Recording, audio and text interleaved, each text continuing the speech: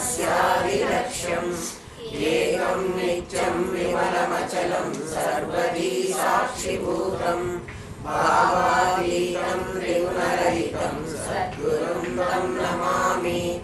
ॐ सहना भवतु सहनौ भुनक्तु सह वीर्यं करवावहै तेजस्विनावधीतमस्तु मा विद्विषावहै। ॐ शान्ति शान्ति शान्तिः। నిన్న ఏం చెప్తున్నాడంటే యదా సంహరతే జాయం కూర్మాంగాని వశం సర్వశః, ఎలాగైతే తాబేలు తన ఇంద్రియాలన్నిటినీ లోపలికి ముడుచుకుంటుందో, లోపలికి ముడుచుకోగలిగింది అంటే అవి బయటికి పంపించడానికి ఫ్లెక్సిబిలిటీ ఉంది. ఎవరికి? తాబేలుకి, ఇంద్రియాలకి. మన ఇంద్రియాలకి ఫ్లెక్సిబిలిటీ లేదు. అట్లా నిన్ను లోపలికి ముడుచుకో అంటున్నాడు కదా. దానికంటే దాని శరీర నిర్మాణమే అట్లా ఉంది. దాన్ని లోపలికి తీసుకోవచ్చు, బయటికి పంపించవచ్చు. మన శరీర నిర్మాణం అట్లా లేదు. ఇంద్రియాలను లోపలికి తీసుకుంటే ఎట్లా తీసుకోమంటావు? కూర్మాంగానేవ, కూర్మం తాబేలు అంగాలు ఎలా అయితే లోపలికి లాక్కుంటుందో నువ్వు కూడా అట్లా లాక్కో అంటున్నాడు. లాక్కోవడానికి వీలు లేదు. అప్పుడు అందుకని నేను నీకు ఎట్లా చెబుతున్నాను అంటే నీకు ఉపాయం చెబుతున్నాను. ఇంద్రియాణి ఇంద్రియార్థేభ్య. చూడరా, ఆలోచించరా నాయన, నీ ఇంద్రియాలు ఒక ఫిక్స్డ్ ప్లేస్లో ఉన్నాయి. అవి బయటికి పోవటంలే, కానీ వాటి ద్వారా ఏదో బయటికి పోతున్నది. ఎవరు పోతున్నారు అంటే మనస్సు పోతున్నది. ఇంద్రియాల ద్వారా మనస్సు లేకపోతే మనకు అది తెలియదు. ఎందుకంటే కళ్ళు చదువుతున్నాయి అని మనం అనుకుంటాం. కళ్ళు చదువుతూనే ఉన్నాయి. నా మనసు ఎక్కడికో పోయింది. ఇప్పుడు ఈ పేజీ అంతా నా కళ్ళు చదివినాయి, కానీ నాకేం అర్థం కాలే. అంటే ఎందుకు అర్థం కాలే? నేను చదివానా, చదవలేదా? చదివాను. మనసు అక్కడ లేదు. అంటే ఇంద్రియాలు కేవలం కిటికీలు లాంటివి. దాని వెనక నేనుండి చూస్తేనే నాకు కనపడుతుంది. కిటికీ కనపడదు. కిటికీ ద్వారా నేను చూడాలి. ఎవరన్నా చూడాలంటే కళ్ళు నాకు కిటికీ లాంటివి. నా ఇంద్రియాలన్నీ కూడా. కిటికీ ఫిక్స్డ్ ఉంటుంది. కిటికీ లోపల ఉండేవాడు ఫిక్స్డ్ ఉండడు. వాడు ఇంకెక్కడి నుంచి అన్నా కూడా చూడవచ్చు. ఆ కిటికీలోంచి చూడకపోతే ఇంకో కిటికీలోంచి చూడవచ్చు. ఆ చూసేవాడు ఒకడు ఉన్నాడు. వాడు నీ మనస్సు. నీ మనస్సు ఇంద్రియాల ద్వారా ఇంద్రియార్థముల మీదికి పోతున్నాయి. ఇక్కడ జాగ్రత్తగా గమనించవలసింది ఏమిటంటే మనస్సుకి వాటితో సంబంధం లేదు, ఇంద్రియాలకే వాటితో సంబంధం. ఎట్లా సంబంధం? జన్యజనక సంబంధం. ప్రతి వస్తువులో శబ్ద, స్పర్శ, రూప, రస, గంధ అనే 5 తన్మాత్రలు ఉన్నాయి. వాటి తన్మాత్రలు అంటారు. తన్మాత్రలు అంటే దాని యొక్క ప్రధానమైన అంశాలు అని. ప్రతి వస్తువుకి ఉంటాయి. అంటే ఆకాశానికి ఉన్నాయి, వాయువుకు ఉన్నాయి, అట్లా అన్ని భూతాలకి వాటికి ఉన్నాయి. అయితే భూమికి 5 ఉన్నాయి. శబ్దము, స్పర్శ, రూపము, రసము, గంధము అనే 5 ఉన్నాయి భూమికి. అంటే భూమి అన్నిటికంటే మొద్దుది. దీనికి 5 ఉన్నాయి, సూక్ష్మం కాదు. 5 దానికి ఉన్నాయి. శబ్దం ఉన్నదా లేదా అనుకోవడానికి నువ్వు టెస్ట్ చేసుకో. భూమికి శబ్దం ఉంది అంటే భూమి మీద చెవు పెట్టి, నేల మీద చెవు పెట్టి విన్నట్లయితే ఏదో ఒక శబ్దం వినిపిస్తుంది మనకి. ఓం అనే వినిపిస్తుంది. ఈ చెవులు మూసుకుని ఇంకెక్కడా వైబ్రేషన్స్ లేకుండా ఒక చెవుని కనుక నేల మీదకి ఆనించి గాలి కూడా పోకుండా పెడితే ఆ నేల ఓం అని అరుస్తూ ఉంటుంది, వినొచ్చు. శబ్దం ఉంది, స్పర్శ ఉంది, రూపం ఉంది, రసం ఉంది. నోట్లో మట్టి వేసుకుంటూ గర్భవతులు మట్టి తింటుంటారు. ఏ రుచి లేకపోతే ఎందుకు తింటున్నారు? వాళ్ళు మట్టి బిడ్డలు తింటారు కదా. చిన్నపిల్లలు కూడా తింటారు చాలామంది. కాల్షియం డెఫిషియన్సీ ఉన్నవాళ్ళు తింటారట. ఎవరికైతే కాల్షియం డెఫిషియన్సీ ఉంటుందో వాళ్ళకి తెలియకుండా వాళ్ళ బాడీ మట్టి తిను అని చెప్తుంది. వాళ్ళు తింటూ ఉంటారు. గోడలు పెచ్చులు లాక్కొని తింటుంటారు పిల్లలు కొంతమంది. అది వాళ్ళ కాల్షియం ఇచ్చేస్తే వాళ్ళు అది మానుకుంటారు. మట్టి తినద్దు అంటే వాళ్ళు ఊరుకోరు. అట్లా శబ్దం, స్పర్శ, రూపం, రసం, గంధం అనేటువంటి 5 తన్మాత్రలు భూమికి ఉన్నాయి. దాని నుంచి వచ్చిన దాని స్పెసిఫిక్గా దాని గుణం ఏమిటంటే గంధం. దాని నుంచే మనకు ముక్కు వచ్చింది. మన శరీరంలో పృథ్వీతత్వం ఏది అంటే ముక్కు. దానికి దీనికి అసలు పోలిక లేదు చూడు. అందుకని ఈ ముక్కు ఏం చేస్తుందంటే గంధాన్ని మాత్రమే గ్రహిస్తుంది, వాసనని మాత్రమే గ్రహిస్తుంది. వీటిద్దరికీ జన్య జనక సంబంధం అంటారు. అంటే తల్లికి బిడ్డకి ఉన్న సంబంధం. ఆ పిల్లవాడిని వదిలేస్తే ఇంతమంది అలాంటి వాళ్ళే కూర్చున్నప్పటికీ వాడు వాళ్ళమ్మ దగ్గరికే పోతాడు, ఇంకొకళ్ళ దగ్గరికి పోడు. ఒకవేళ చూసి వెళ్ళినా కూడా ముఖం చూసి అది కాదని వెనక్కి వచ్చి మళ్ళీ ఎవరమ్మ దగ్గరికి వాడే పోతాడు. అందుకని దాన్ని జన్య జనక సంబంధం అంటారు. ముక్కు వాసన మాత్రమే చూస్తుంది, ఇంకేం చూడలేదు. వాసన చూసేటువంటి ముక్కుకి వాసన ఇచ్చేటువంటి పృథ్వీకి సంబంధం ఉంది. ఇంద్రియాణి ఇంద్రియార్థేషు. కానీ ఈ ఇద్దరి సంబంధం న్యాచురల్. కానీ లోపల ఉండి ఒకడు చూస్తున్నాడే వాడు అన్యాచురల్. వాడికి సహజత్వం లేదు, వాడికి ఈ వీటితో సంబంధం లేదు. వాడు ఎవరితో తయారైన వాడు? త్రిగుణాలతో తయారైన వాడు. మనస్సు, బుద్ధి, చిత్తం, అహంకారం, అందులో ఉన్న రజోగుణంతో వచ్చింది, సత్వగుణంతో వచ్చింది. మొదట్లో చెప్పుకున్నాం కదా ఆ టేబుల్. ఇట్లా ఇంద్రియాలకు ఇంద్రియార్థములతో సంబంధం ఉంది. కానీ భూమికి 5 గుణాలు ఉన్నాయి. ఇంకా కాస్త పైకి వచ్చేప్పటికి ఆ భూమి ఆపస్సు నీళ్ళకి శబ్దము, స్పర్శ, రూపము, రసము ఉంది, గంధం లేదు. నీళ్ళకి సొంత వాసన, సొంతది ఏం లేదు. ఏదన్నా దాంట్లో పడితే వాసన వస్తాయి, కానీ నీళ్ళకంటూ వాసన ఉండదు. నీళ్ళకి సహజ గుణం రసం. దాని నుంచి మనకి నాలుక వచ్చింది. నాలుక రుచిని మాత్రమే గ్రహిస్తుంది. అంటే నాలుకకి నీళ్ళకి సంబంధం. అంటే మన శరీరంలో పాంచభౌతికమైన శరీరం అంటున్నాం కదా, పంచీకృతమైంది అని. పంచీకృతమైందంటే మిక్సర్, అంటే మైసూర్ పాక్ అయింది. ఒక బస్తాలో శనగపిండి, ఒక బస్తాలో పంచదార, ఒక బస్తాలో నెయ్యి ఉంది. తినలేవు. ఒక చెంచాడు శనగపిండి నోట్లో వేసుకుని, ఇంత పంచదార నోట్లో వేసుకుని, ఓ చెంచాడు నెయ్యి నోట్లో వేసుకుని నోట్లో కలుపుకొని తిను. నోట్లో కాదు, ప్లేట్లో కలుపుకొని కూడా తినలేవు. మైసూర్ పాక్ చేయని 2 కాదు 3 కాదు లాగించేస్తావు. తర్వాత పొట్టకి నొప్పి వస్తుంది, అది సంగతి తర్వాత. పంచీకృతమైంది. ఇప్పుడు మన శరీరం పంచీకృతమైంది. ఆపస్సు నుంచి నాలుగు వచ్చింది. కాబట్టి నాలుకకు నీటికి సంబంధం, నాకు సంబంధం లేదు. దాని తర్వాత తేజస్సు, పృథ్వీ, ఆపస్సు, తేజస్సు. తేజస్ దగ్గరికి వచ్చేటప్పటికి శబ్దము, స్పర్శ, రూపం 3 అయినాయి. రసం, గంధం. నిప్పుకు రుచి లేదు, నిప్పుకు వాసన లేదు. మరి నిప్పు వాసన వస్తుంటుంది కదా అంటే, ఏదో కాలితే ఆ కట్టె తాలూకు వాసన నీకు వస్తుంది, అంతేగాని నిప్పుకు వాసన లేదు. శబ్దస్పర్శ రూపం మాత్రం, దాని నుంచి వచ్చింది మన కన్ను. అందుకని అది రూపం మాత్రమే గ్రహిస్తుంది. రసం, శబ్దం, స్పర్శ, పృథ్వీ, ఆపస్సు, తేజస్సు వరకు వెళ్ళాం. వాయువు దగ్గరికి వచ్చేప్పటికి వాయువుకు శబ్ద స్పర్శాలు 2 ఉన్నాయి. గాలి రైన వీస్తుంది అంటాం, నీరు గలగలా పారుతోంది అంటాం, అంటే శబ్దం ఉంది నీటికి. నిప్పు భగభగా మండుతోంది అంటాం, సౌండ్ ఉంది, దానికి శబ్దం ఉంది. గాలికి శబ్దము, స్పర్శ 2 ఉన్నాయి. స్పర్శ చర్మం మనకు వచ్చింది. జ్ఞానేంద్రియం చల్లగా ఉందో వేడిగా ఉందో నీకు అన్ని చర్మమే చెబుతుంది. వాళ్ళిద్దరికీ సంబంధం ఉంది. దాని వెనక మళ్ళీ మనసు చేరంది తెలియదు. ఇంద్రియ ఆకాశానికి శబ్దం గుణకం, దాని నుంచి మనకి చెవి వచ్చింది.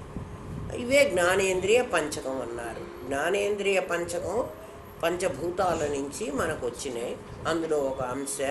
ఇవన్నీ కలిస్తే 15, దానికి 5, దీనికి 4, దీనికి 3, దీనికి 2, దీనికి 1, మొత్తం కలిస్తే 15. అదే పంచదశి, అమ్మవారి యొక్క రూపం.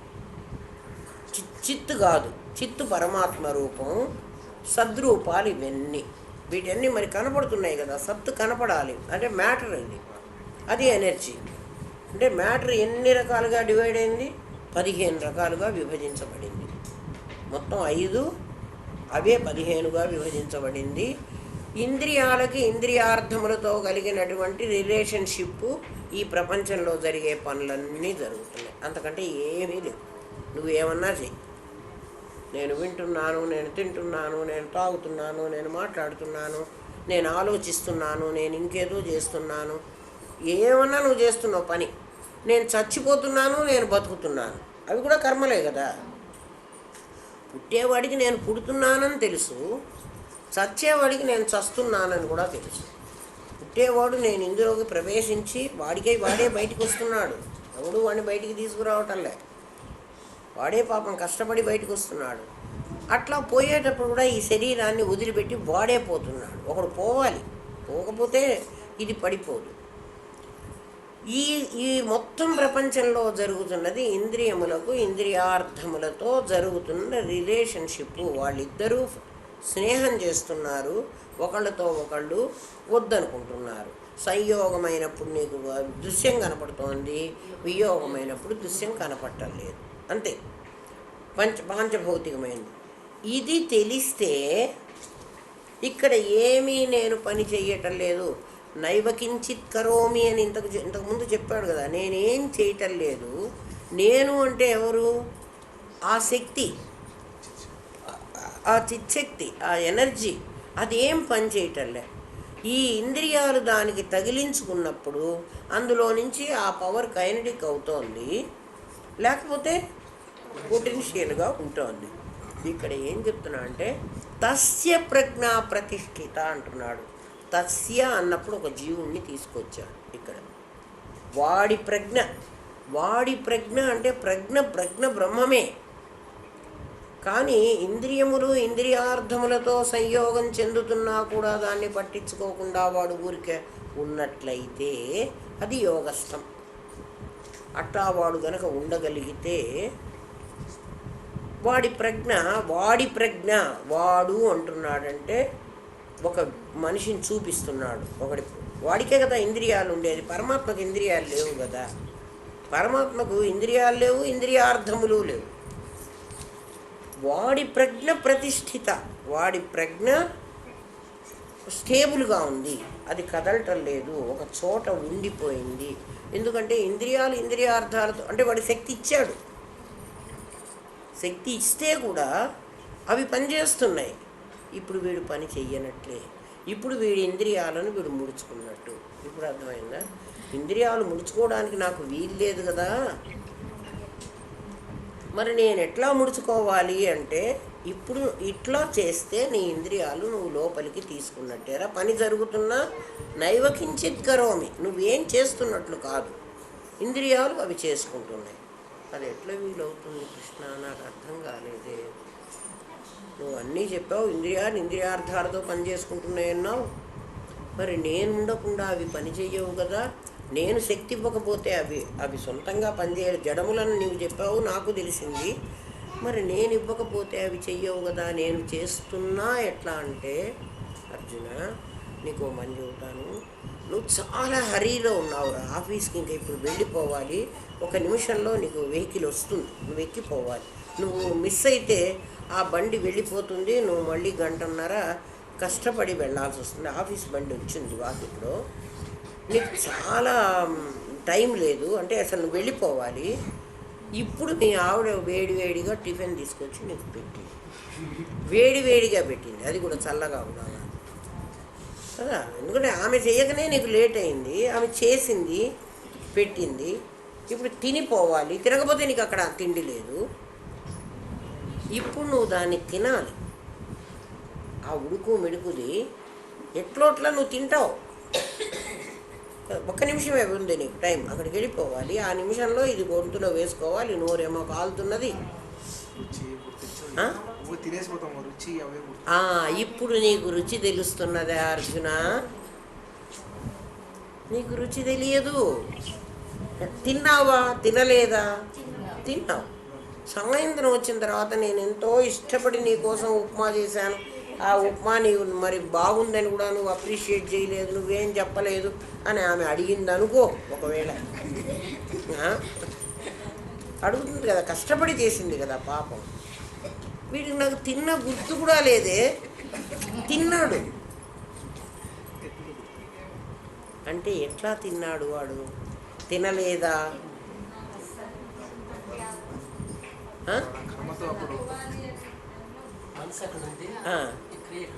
కానీ తిన్నావు కదా. ఇప్పుడు నీ ఇంద్రియాలను నువ్వు ముడుచుకున్నట్టే అర్జున. ముడుచుకోవడం అంటే అది. అర్జునుడు అడిగాడు కదా, నా ఇంద్రియాలు ఫ్లెక్సిబిలిటీ లేదు కదా, కూర్మం అయితే దానికి అట్లాంటి పెట్టావు కాబట్టి అది బయటికి పోయినా లోపలికి పోయినా. ఇప్పుడు అది పని చేసిన ఇంద్రియాలు. నువ్వు తిన్నావు, నువ్వు తినలేదు. తిన్నావా తినలేదా?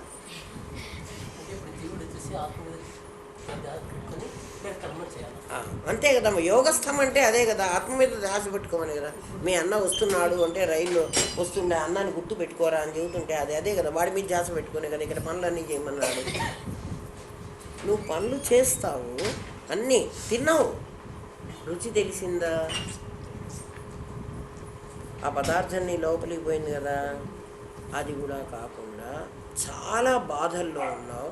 ఇన్కమ్ ట్యాక్స్ రైడ్ చేసింది, ఏదో అవస్థ ఉంది. కానీ ఇంటికి వచ్చావు, అక్కడ ఏదో జరుగుతుంది, మరి ఏం జరుగుతుందో తెలియదు. ఇక్కడ ఇంట్లో మరి శరీరం తిండి పెట్టాలి కదా. నువ్వు అన్నం తింటున్నావు, రకరకాలు నీ భార్య వంట చేసి పెట్టింది, అన్నీ రుచి రుచిగా చేసింది. పాపం ఆ అమ్మాయిది ఏం తప్పు లేదు, అన్నీ పెట్టింది. నువ్వు ఇప్పుడు తినగలుగుతున్నావా?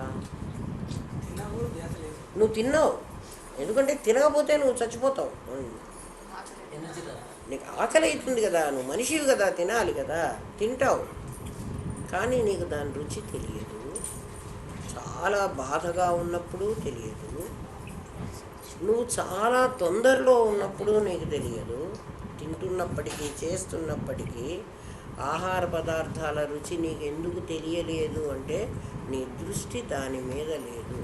ఇప్పుడు నువ్వు ఏం చేసావంటే కిటికీలాగే ఉన్నాయి, కిటికీ వెనక ఉన్నవాడు ఉపసంహరించుకున్నాడు. ఇది కూర్మాంగానివ. తాబేలులాగా నీ ఇంద్రియాలు లోపలికి చేసుకుంటే నువ్వు ఏ పని చేస్తున్నా నువ్వు ఆ ధ్యాసలో ఉండకుండా, ఆ ధ్యాసలో ఉంటేనే దాని టేస్ట్ నీకు తెలుస్తుంది. అది లేకపోతే నీకు తెలియదు. ఇంకా నీకు ఎగ్జాంపుల్ చెప్తా విను అర్జున. ఒకసారి నీకు బాగా కోపం వచ్చింది, కొట్లాడుకున్నారు బాగా, అన్నం కూడా తినొద్దని అనుకున్నారు. అన్నం తినకుండా ఉండొద్దని ఎప్పుడు గురువుగారు చెప్తారు. కొట్లాట అన్నం మీద కాదు, మనుషులతో కొట్లాడుకోండి. అన్నం తినండి, పొట్ట మార్చొద్దు. ఎందుకంటే అన్నపూర్ణాదేవికి చాలా కోపం వస్తుంది. వీడికి అన్నం పెడితే వాడు ఏదో కోరికల కోసం కొట్లాడుకుని నన్ను నిరసించాడు. చాలామంది గిన్నెడు అన్నం పారేస్తారు కొట్లాడుకుని. కొట్లాట నీకు మనుషులతో వస్తున్నది. మరి ఆ మధ్యలో అన్నం ఏం చేసింది? పోనీ అన్నం తినద్దు అనుకున్నావు అనుకో, రేపు మళ్ళీ తింటావు కదా. వాడు సంపాదించింది నేను తినద్దు అనుకుంటుంది, ఇది అది ఉండింది నేను తినద్దు అనుకుంటాడు వాడు. పోనీ ఇక ఫర్ ఎవర్ మీరు ఎట్లనే ఉంటారా? ఉండరు కదా. మరి ఎందుకు అన్నం మీద కోపం? అదే కదా. లేదు, ఆవేశం. అది నువ్వు కంట్రోల్ చేసుకోలేకపోవడం నీ పొరపాటు. నీకు విశదీకరించి చెప్తున్నాడు, ఇదిరా జరుగుతున్న పరిస్థితి, నువ్వెందుకు దానికి లొంగిపోతున్నావు? అటువంటి పరిస్థితిలో ఏమో ఇంజక్షన్ కూడా వేసేసుకున్నాను, ఇంజక్షన్ వేసుకున్నాక కొట్లాడొచ్చింది. ఇప్పుడు అది తినకపోతే చస్తుంది, అంటే ఆల్రెడీ ఇన్సులిన్ వేసేసుకుంది. అందుకని ఏదో గబా కలిపేసుకొని గొంతులో పోసుకొని తాగేసిపోయి పడుకుంటుంది. కోపం అయితే ఉంది. ఇప్పుడు నీకు రుచి తెలిసిందా అర్జున? తెలియలేదు కదా. చెప్తున్నాడు, నువ్వు రుచి ఒక్కటే చెబుతున్నావు, నాకు అన్నీ చాలా ఇంద్రియాలు ఉన్నాయి, వాటన్నిటికి అసలు ఏమిటి? వాటన్నిటికి ఇట్లే అప్లై చేసుకోరా. ఇంకా చెప్తున్నాడు, ఎవరికో యాక్సిడెంట్ అయింది బయట ఎక్కడో, మన వాళ్ళకి హాస్పిటల్లో అడ్మిట్ చేశారు. ఇక్కడి ఇంటి నుంచి మనం పరిగెత్తి వెళుతున్నాం, మనమే కారు డ్రైవ్ చేస్తున్నాం. కార్ డ్రైవ్ చేస్తున్నా కదా, మా వాడికి ఎవరికో యాక్సిడెంట్ అయింది అందుకని నేను ఎవరైనా కొట్టిపోతాను అంటావా? సరిగ్గా డ్రైవ్ చేయాలి కదా. అంటే నువ్వు సెన్స్లోనే ఉన్నావు కదా. ఆ రోడ్లో ఎన్నో ఊరేగింపులు పోతున్నాయి, ఆ రోడ్లో ఎన్నో షాపులు ఉన్నాయి, వాటికి అన్నిటికీ నేమ్ బోర్డులు ఉన్నాయి. మరి అవన్నీ చూసుకుంటూ పోయినావా నువ్వు? ఆ దారిలో నువ్వు పోయినావు కదా, మరి అవన్నీ నీకు ఎందుకు కనపడలేదు? నీ దృష్టి దాని మీద లేదు. ఇంద్రియాలు ఉన్నాయి, ఇంద్రియాలు ఉండకపోతే నువ్వు డ్రైవ్ చేయలేవు. మనస్సు ఉంది, నువ్వు పిచ్చోడివి కాదు. అయితే అవన్నీ నువ్వు చూడలే. ఈ ప్రపంచాన్ని నువ్వు అట్లా చూడటం నేర్చుకో అర్జున. ఎన్ని రకాలుగా చెప్పాడో చూడు. అది ఇంద్రియాలను నువ్వు కూర్మాంగానివా, కూర్మం ఎట్లాగైతే తన లోపలికి ముడుచుకుని పని చేస్తుందో, పని చెయ్యొద్దని చెప్పట్లే, నువ్వు అన్ని పనులు చెయ్యి, ఇట్లా చెయ్యి. ఆలోచించుకో. ఇంద్రియాణి ఇంద్రియార్థేభ్య తస్య ప్రజ్ఞ ప్రతిష్ఠిత. వాడి ప్రజ్ఞ ప్రతిష్ఠితంగా ఉంది. తస్య ప్రజ్ఞ ప్రతిష్ఠిత అని ప్రతి చోట చెప్తున్నాడు కదా. నా అభినందతి నా ద్వేష్టి తస్య ప్రజ్ఞ ప్రతిష్ఠిత. ఇక్కడ కూడా ఇంద్రియాలను కూర్మాంగంలాగా తీసుకున్న వాడి ప్రజ్ఞ మాత్రం మిగిలిన వాడికి ఉండదు. మిగిలిన వాడి ప్రజ్ఞ బయటపడింది, వీడి ప్రజ్ఞ బయటపడలేదు. వీడు చేసినా చెయ్యనట్టేను. వీడు పని చేశాడు, వీడు చెయ్యని వాడైనాడు. మిగిలిన సగభాగం ఇది. నిన్నటి సగభాగం చెప్పలే కదా. ఇంకొకటి చెప్తున్నాడు, ఇంకొక రకంగా చెబుతా అర్జున, నీకు విను. అప్పుడు ఏం జరిగిందంటే, నీకు తెలియలేదు, ఇవన్నీ నీ అనుభవం చెప్పాడు. నీ అనుభవం ఇట్లే ఉంటుంది. నువ్వు ఒక అహం అనేవాడి ఒకడు ఉన్నావు. అహం ఉండకపోతే నువ్వు నీకు జీవుడు కాదు. తస్య అని అనం, వాడి అని అనం. వాడి ప్రజ్ఞ అని నీకు ఎప్పుడైతే పరిధులు నిర్మించానో, నేను పరిమితులు వేశాను అంటే నువ్వు ఇండివిజువల్, నీకన్నా భిన్నంగా ఇక్కడ పరమాత్మ ఉన్నాడు. అప్పుడు నీలో ఉన్నవాడి పేరు ప్రత్యేగాత్మ. అది ఎట్లా అంటే బాగా చూడు. ఇదంతా ఒక ఖాళీ స్థలం, ఇదంతా ఒక ఖాళీ స్థలం. ఈ ఖాళీ స్థలంలో సూర్యరశ్మికి సమంగా పడుతూనే ఉంది, ఏం అడ్డం లేదు. ఎందుకంటే ఖాళీ స్థలంలో అన్ని బయట వాతావరణం ఏదో అదే ఉంటున్నది. మధ్యలో వచ్చి ఒకడు ఈ గోడ కట్టేశాడు. గోడ కట్టంగానే ఇక్కడ కొంచెం నీడ వచ్చింది, అంటే ఆ గోడ అడ్డుపడింది. ఆ గోడ కూడా కట్టాడు. ఇప్పుడు ఈ గోడ కూడా కట్టాడు, ఇంకొక గోడ కూడా కట్టాడు. 4 గోడలు కట్టాడు. ఇది కొంచెం చీకటి వచ్చేసింది. టాపు కూడా వేసేసాడు. బాగా చీకటి వచ్చింది. ఈ చీకటి రావడానికి కారణం ఈ గోడలు. ఈ గోడలు లేకపోతే ఈ చీకటి రాదు. ఇప్పుడు ఈ చోటులో ఉన్నటువంటి ఈ ప్రదేశానికి నేను హాలు అని పేరు పెట్టాను. దీంట్లో ఏవో నా ఇష్టం వచ్చినటువంటి వస్తువులు పెట్టుకుని అది వంట ఇల్లు అన్నాను, అందులో సిలిండర్ అవి పెట్టి వంట ఇల్లు అన్నాను, కమ్మోడు పెట్టి అది లెట్రిన్ అన్నాను, బెడ్లు వేసి అది బెడ్రూమ్ అన్నాను. మొత్తం 4 గోడలు కట్టుకున్న తర్వాత నేను చేసిన తప్పుడు పని ఇవన్నీ. లేకపోతే ఇవి లేవు. ఇప్పుడు నా హాలు ఏది? ఆ ఖాళీ స్థలమేనా? అక్కడి ఖాళీ స్థలానికి ఇక్కడి ఖాళీ స్థలానికి తేడా ఉందా? అక్కడి ఖాళీ స్థలం అంత వెలుతురుతో ఉంది, ఇక్కడి ఖాళీ స్థలం చీకటి పడింది. ఇక్కడి ఖాళీ స్థలంలో నేను వస్తువులన్నీ పెట్టేసుకున్నాను, అంటే సోఫాలు పెట్టుకున్నాను, కుర్చీలు పెట్టుకున్నాను, బెడ్లు పెట్టుకున్నాను. ఆ ఖాళీ స్థలంలో నేనేం పెట్టను. ఇవన్నీ నా వాసన, నా డబ్బులు కానీ నా వస్తువులు కానీ అన్నీ ఇందులో పెట్టుకుంటున్నాను. ఇప్పుడు నేను ఎక్కడ పెడుతున్నా అంటే ఖాళీలోనే పెడుతున్నా. హాల్ అంటూ ప్రత్యేకంగా లేదు. గోడల వల్ల హాల్ ఏర్పడింది. పంచకోశాలు నేను వేసుకోవడం వల్ల నాలో ప్రత్యేగాత్మ అని తస్య అని అనడానికి అవకాశం వచ్చింది. లేకపోతే లేనే లేదు. అది ఉంది కాబట్టి నేను నా కర్మ వాసనలన్నీ ఇందులో దాచిపెట్టుకుంటా, కర్మ ఫలాలన్నీ దాచుకుంటున్నాను. అర్థమవుతుందా? లేకపోతే నేను ఇందులో పెట్టుకోను. నాకు ఇంత మీరు చెప్పవలసి వస్తున్నది. నా లోపల ఉన్నది. దీని పేరు ఇదం, నా పేరు అహం. నాకు దీనికి తేడా లేదు. కదా, తేడా లేదు. ఆ బయటి ఖాళీ స్థలం చెప్తోంది ఇది నేనేను అంటే, ముందు ఇది నేనే, ఇప్పుడు ఇది నీ హాలు, నీ గోడలు బాగలగొడితే మళ్ళీ ఇది నేనే. నేను అవ్వడం కష్టమా?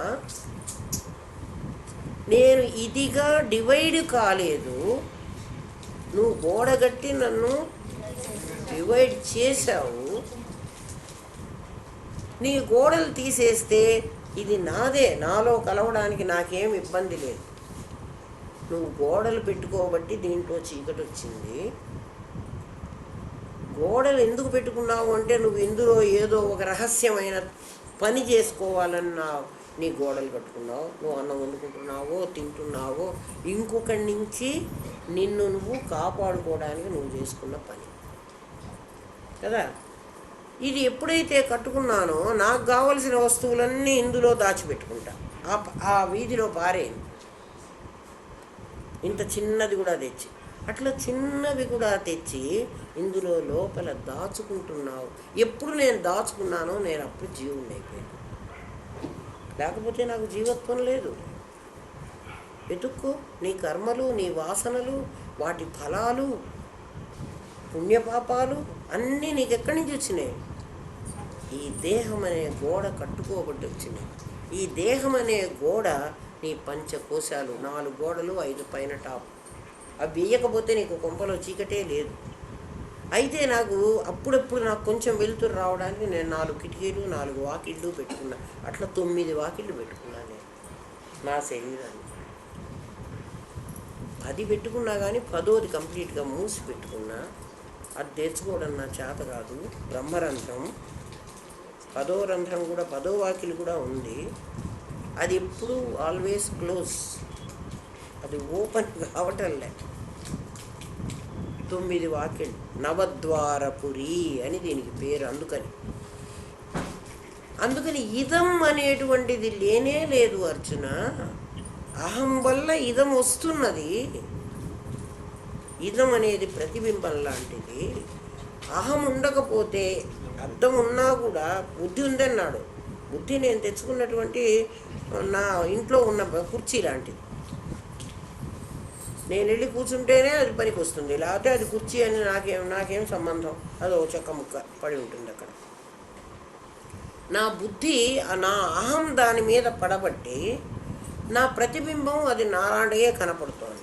నేను చేస్తున్న ఇంద్రియాలన్నిటితో చేస్తున్న కర్మలన్నీ నా ఇదం వృత్తి అన్నారు. అది నా అహం వృత్తి లేకపోతే ఇదం వృత్తి లేదు. కాబట్టి అహం మీద డిపెండ్ అయి ఉంది ఇదం. ఇదంకి ఇండివిజువాలిటీ లేదు, స్వయం ప్రకాశత్వం లేదు, కానీ అది ఉంది. నేను చూస్తేనే అది ఉంటుంది. దాన్ని నాలోకి లయం చేసుకో అర్జున. ఇది కూడా ముడుచుకోవడమే. ఎట్లా లయం చేసుకోమంటావయ్యా? ఎట్లా ఏముందిరా, అద్దంలో పడ్డ బొమ్మ ప్రతిబింబం బింబం కంటే భిన్నం కాదు అని తెలిస్తే చాలు, నీకు అది పోక్కర్లేదు. అది నేనే. చూసుకో, నువ్వు నిన్ను ఎట్లా చూసుకుంటావంటే, ఎవరింటికో పెళ్ళికి వెళ్ళాము మనం. ఆ పెళ్ళిలో అనేకమైనటువంటి వీడియోలు తీశారు. ఆ పెళ్ళి వాళ్ళంతా తీసుకున్నారు. ఓ నెల అయిన తర్వాత మళ్ళీ పెళ్ళి వాళ్ళ ఇంటికి నేను వెళ్ళా. పెళ్ళి అయిన వాళ్ళ ఇంటికి వాళ్ళ ఆల్బమ్ పెట్టారు నా దగ్గర. లేకపోతే వాళ్ళ వీడియో ప్లే చేశారు, మ్యారేజ్ వీడియో. నిజంగా నువ్వేం చూస్తావు చెప్పు? చూస్తావా చూడవా? వాళ్ళ పెళ్లి వీడియోలో వాళ్ళు పెళ్ళి చూడమని పెడితే నువ్వు నిన్నెందుకు చూసుకుంటున్నావు? అంటే నీకు నిన్ను చూసుకోవడమే ఇష్టం, వాళ్ళని చూడడం నీకు ఇష్టం కాదు.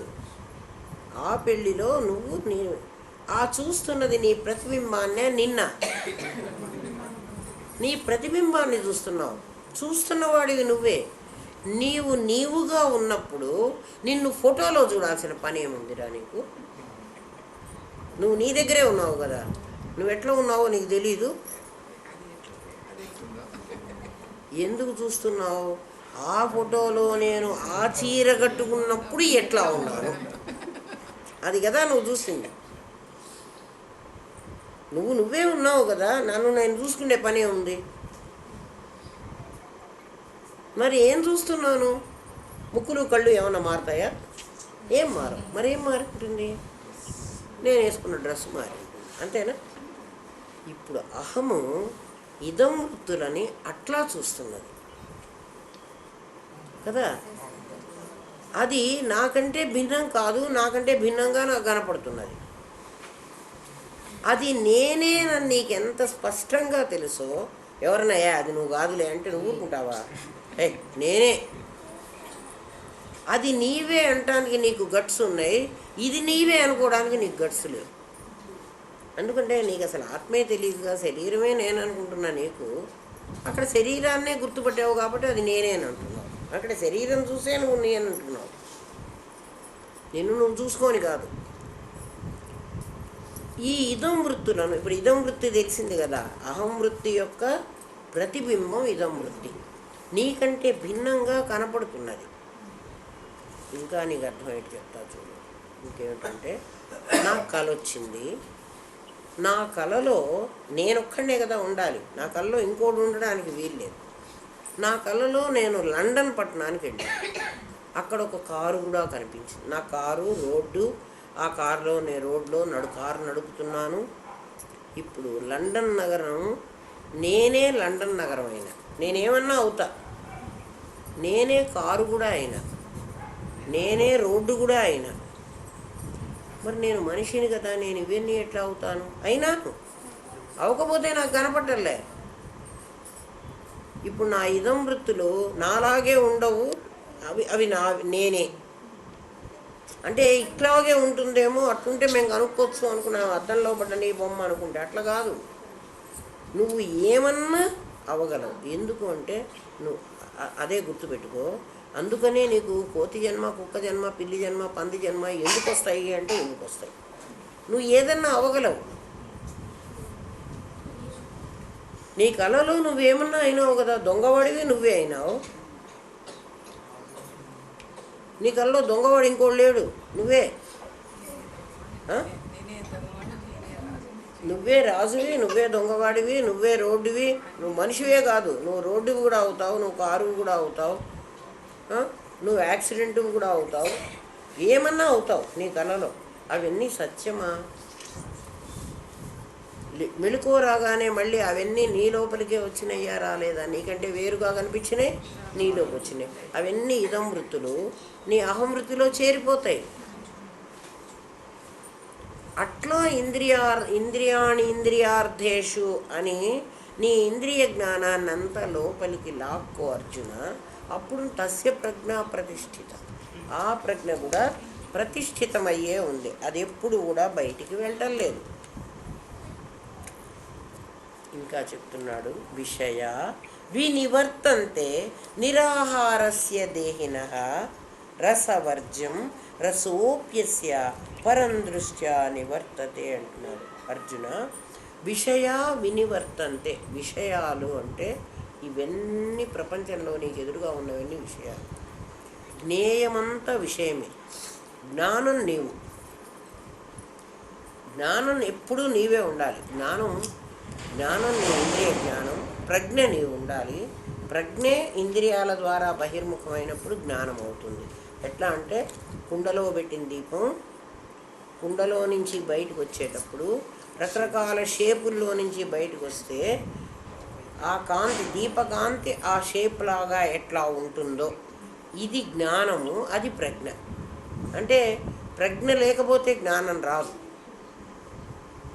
కదా. జ్ఞానానికి షేప్ వచ్చింది, ప్రజ్ఞకి షేప్ లేదు.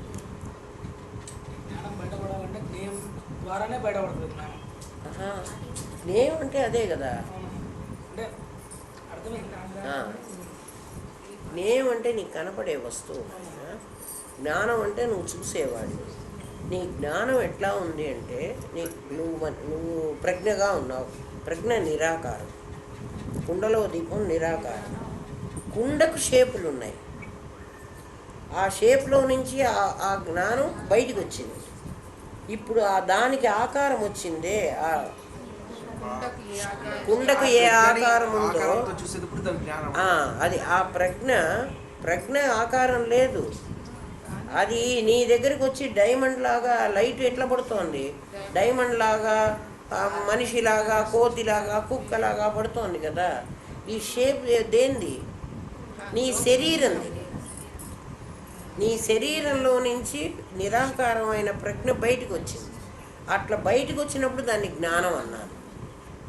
జ్ఞానం ప్రజ్ఞతో సమానమైంది. ప్రజ్ఞతో సమానమైన ప్రజ్ఞ లేకపోతే జ్ఞానం ఉండదు. ఎప్పుడు జ్ఞానం అంటున్నావంటే ఒక శరీరంలో నుంచి బయటకు వచ్చింది అని గుర్తుపెట్టుకో. ప్రజ్ఞగా ఉన్నప్పుడు శరీరాలు లేదు అని బయటపెట్టుకో. అది అర్థం చేసుకో. జ్ఞేయం ఎప్పుడూ జడం రా, జ్ఞానం ఎప్పుడూ చైతన్యం. అది గుర్తుపెట్టుకో. జ్ఞానం జ్ఞేయం కాదు. షేప్ అంటే ఆకారం పొందిందే కానీ అది జ్ఞానమే. అంటే అది జడం కాదు, చైతన్యం. జడం వల్ల జడమైతే దానికే అది ప్రకాశించకూడదు. జ్ఞానానికి గోచరించేది జ్ఞేయం. అది గుర్తుంది. అంటే నాలో ఉన్న ప్రజ్ఞ నా యొక్క నా సంకల్పం యొక్క అంటే నా సంకల్పం ఒక రూపం పొందింది. అదే జ్ఞానం అనుకుంటున్నాను. కాదు. ఇప్పుడు మీరు చెప్పిన ఎగ్జాంపుల్లో ప్రజ్ఞ లోపల ఉన్న దీపం అనుకున్నాను. బయట ఉన్న కుండకున్న షేప్ ఏంటమ్మా? అది నా సంకల్పం వల్లనే ఆ షేప్ వచ్చింది. నీ సంకల్పం వల్ల వచ్చింది, నువ్వే కదా మరి. కాదు, ఆ షేప్ నుంచి వచ్చే వెలుతురే అంటే బయట ఒక అది జ్ఞానం. అది జ్ఞానం. అది జ్ఞేయం కాదు. అది జ్ఞేయం కాదు. అది జ్ఞేయం కాదు, అది జ్ఞానం. ఇప్పుడు మన దాంట్లో తీసుకుంటే అదే ఎగ్జాంపుల్ని మనకు చేసుకుంటే ఇప్పుడు నాలో ఉన్న ప్రజ్ఞ నా జ్ఞానం లెక్క ఎట్లా నీ శరీరం జ్ఞానం అంటే నా శరీరం అంతా వ్యాపించింది ఆ జ్ఞానం. ఆ ప్రజ్ఞని జ్ఞానం అంటున్నాను. ఆ ప్రజ్ఞని జ్ఞానం అంటున్నాను. ఎందుకంటే నీకు కాల్లో ముళ్ళు గుచ్చుకుంటే అది ముళ్ళ గాజు ముక్క అని నువ్వు కళ్ళతో చూసి కాదు కదా తెలుసుకుంది. ఏమ్మా? కాబట్టి నీ శరీరం అంతా నఖసిక పర్యంతం నీ జ్ఞానం ఉంది. నఖసిక పర్యంతం నీ జ్ఞానం ఉంది. ఎందుకంటే నీ వీపు మీద నీకెట తెలుస్తున్నది? తెలుస్తోంది కదా. నా వీపు మీద ఇంత కురుపు లేచింది అని నువ్వు చెబుతున్నావే. ఫలానా చోట నాకు దురద పుడుతున్నది. పక్కన గోకితే ఒప్పుకుంటావా? అక్కడే గోకమంటావు. మరి అంటే జ్ఞానం నువ్వు కుండలో ఎట్లా అయితే కుండకు డైమండ్ షేప్ వచ్చిందో నీ శరీరం అనే షేప్ అట్లా వచ్చింది నీకు. ఈ షేప్ నువ్వే పెట్టుకున్నావు కాబట్టి నీ షేప్ ఎట్లుందో నీ జ్ఞానం అట్లే ఉంది. ఇప్పుడు అర్థమైంది కదా. అంటే నువ్వు ఎట్లా ఉన్నావు. అందుకే రామకృష్ణ పరమహంస వివేకానందుడు వాళ్ళు అడిగినప్పుడు దేవుడు నాలాగా ఉంటాడంటే నీలాగే ఉంటాడు, వీళ్ళలాగా ఉంటాడో వీళ్ళలాగే ఉంటాడు, వాళ్ళలాగా ఉంటాడో వాడిలాగే ఉంటాడు.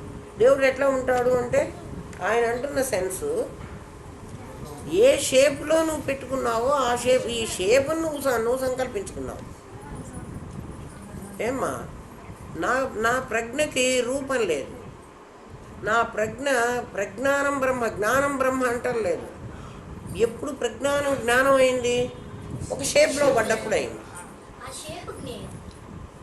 షేప్ జ్ఞేయం కాదు. ఆ షేప్ జ్ఞేయం. షేపుకి లేదు కదా.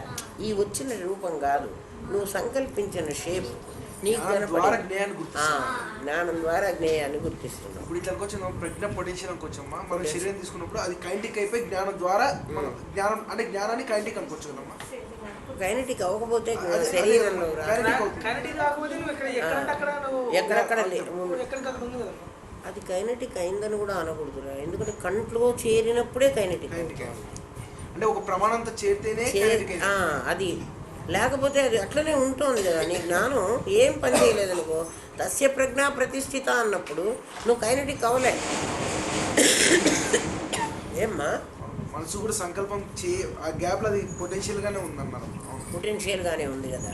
మనస్సు కూడా సంకల్పం చేయకూడదు, కానీ అప్పుడు కూడా నీకు శరీరం ఉంది కదా. అందుకని శరీరాన్ని నువ్వు కైనటిక్ అయింది అనడానికి వీల్లేదు. నువ్వు అట్లే కూర్చున్నావు. నీకు షేప్ ఏమ్మా విషయా వినివర్తంతే నిరాహారస్య దేహినః. ఎప్పుడైతే జీవుడికి నువ్వు ఆహారం పెట్టడం మానేశావో, తిండి పెట్టడం మానేశావనుకో, శరీరం ఏమవుతుంది? శుష్కించిపోతుంది కదా, దానికి తిండి పెట్టడంలో. నువ్వు ఎప్పుడైతే విషయాలనేటువంటి తిండిని నీకు పెట్టకుండా, నీ ఇంద్రియాలకి, అన్ని ఇంద్రియాలకి పెట్టకుండా దాన్ని లోపలికి లాక్కున్నావో కూర్మాంగంలాగా, అంటే వాటి మీద నీకు ఇంట్రెస్ట్ కలిగించటంలే, వాటి రుచిని నువ్వు ఆస్వాదించటంలే, దాన్ని నువ్వేం ఎంజాయ్ చేయటంలే. అట్లా చెయ్యనప్పుడు నిరాహారస్య, దానికి ఆహారమే పెట్టకపోతే, ఇక్కడ ఆహారం ఏమిటి? కంటికి రూపం ఆహారం, చెవికి శబ్దం ఆహారం, నాలుకకు రుచి ఆహారం. అట్లా ఇవి పెట్టకపోతే రసవర్జ్యం, అది ఎప్పుడైతే ఆ రుచిని అది గ్రహించలేకపోతుందో, రసాన్ని అది ఆస్వాదించలేకపోతుందో, ఆస్వాదించలేనప్పుడు అది మళ్ళీ దాన్ని కోరదు, మళ్ళీ అది కావాలి అని అనదు. నీ ఇంద్రియాలు సాధన చేసుకునే పద్ధతి చెప్తున్నాడు. ఎట్లా చెప్తున్నాడంటే, కాఫీ